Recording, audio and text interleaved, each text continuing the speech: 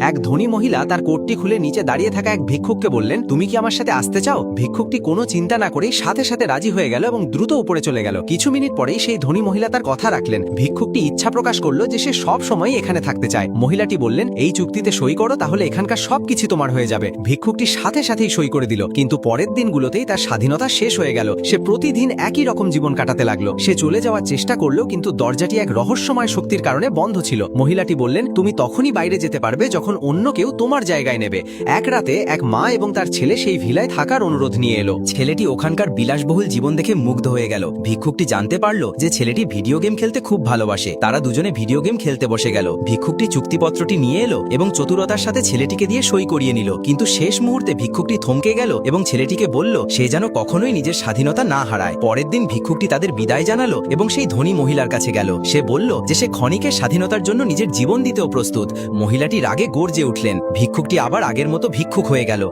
ঠিক তখনই একটি ট্রেন চলে গেল এবং ভিক্ষুকটি এক বুক তৃপ্তি নিয়ে চোখ বন্ধ করল।